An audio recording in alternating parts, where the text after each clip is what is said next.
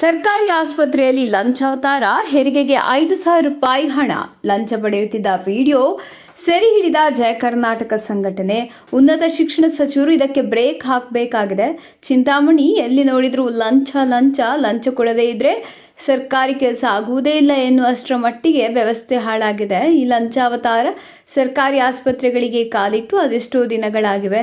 ಇಂದು ನಗರದ ಮಹಿಳಾ ಮತ್ತು ಮಕ್ಕಳ ಸರ್ಕಾರಿ ಆಸ್ಪತ್ರೆಯಲ್ಲಿ ಹೆರಿಗೆಗಾಗಿ ಹೋದ ವ್ಯಕ್ತಿಯಿಂದ ವೈದ್ಯರು ಲಂಚ ಪಡೆಯುತ್ತಿದ್ದ ವಿಡಿಯೋ ಜಯ ಕರ್ನಾಟಕ ಸಂಘಟನೆಯ ಪದಾಧಿಕಾರಿಗಳು ಸೆರೆ ಹಿಡಿದು ಆಸ್ಪತ್ರೆಯ ಆಡಳಿತಾಧಿಕಾರಿಯಾದ ಡಾಕ್ಟರ್ ಸಂತೋಷ್ ಅವರಿಗೆ ಲಿಖಿತ ದೂರಿನ ಮೂಲಕ ಲಂಚ ಪಡೆಯುತ್ತಿದ್ದ ವೈದ್ಯರ ವಿರುದ್ಧ ಕ್ರಮ ಜರುಗಿಸಲು ದೂರನ್ನು ನೀಡಿದ್ದಾರೆ.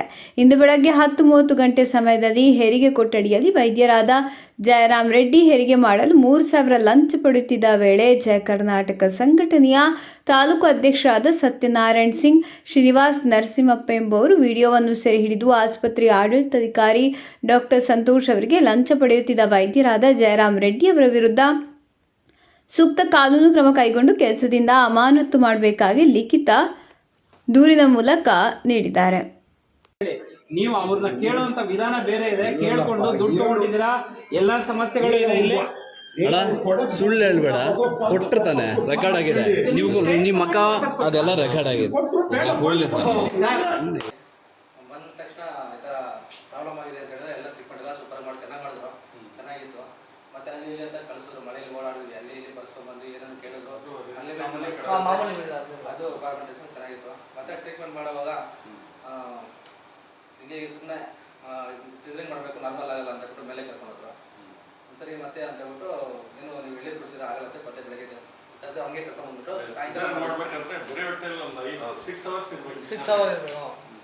ಸಾಯಂಕಾಲ ಕರ್ಕೊಂಡ್ರು ಹೊರಗಡೆ.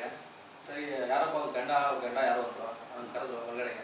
ಸರ್ ಅಂತೆ, ನಾವೇ ಸರ್ ಅಂತೆ, ಇದಪ್ಪ ಇಂಥ ಸಿಸರಿಂಗ್ ಮಾಡಬೇಕು, ನಾರ್ಮಲ್ ಆಗಲ್ಲ, ನಿಮಗೆ ಮಾಡ್ತೀವಿ, ಖಂಡಿತ ಒಂದು 10 ನಿಮಿಷಕ್ಕೆ ನಿಮ್ಮ ಮಗು ಬಿಡ್ತೀವಿ, ನಿಮ್ಮ ಖುಷಿಯಿಂದ ನೀವೇನು ಕೊಡಬೇಕು, ನಾವೇ ನಿಮ್ಮನ್ನೇನು ಫೋರ್ಸ್ ಮಾಡ್ತಾ ಇಲ್ಲ, ಕೊಡಿ, ನೀವು ಫೋರ್ಸ್ ಮಾಡ್ತಾ ಇಲ್ಲ, ನಾವು ಕೊಡೋಂಗಿದ್ರೆ ಕೊಡಿ, ಇಲ್ಲ ಅಂದರೆ ಬೇಡ, ಏನೋ ನಿಮ್ಮ ಖುಷಿಗೆ ಏನೋ ಕೊಡಿ ಅಂತ.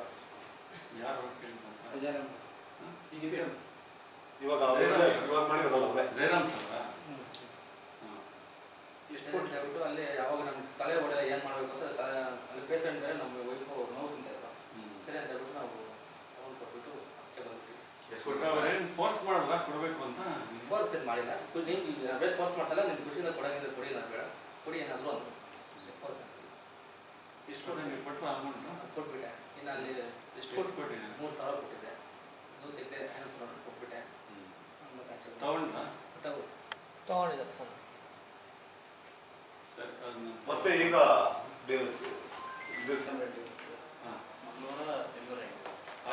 ಆಗಿದೆ ನಾರ್ಮಲ್ ಸಿಸೇರಿಯನ್ ಸರ್.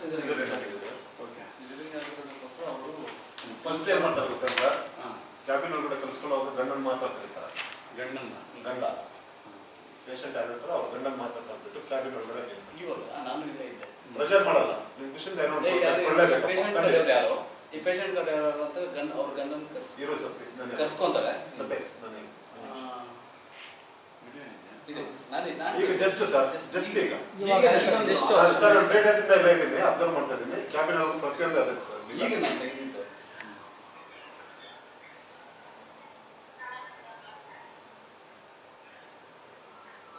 ಇವಾಗ ಪ್ರೆಸೆಂಟ್ ನಾವು ಕೊಟ್ಟಂತೆ ನಾನು ಹೇಳ್ತಾ ಇದ್ದೀನಿ ಸರ್. ನಾನು ಅದು ವಿಡಿಯೋ ತೆಗೆದೆ ಮುಚ್ಚಿಬಿಟ್ರು ಅವರು.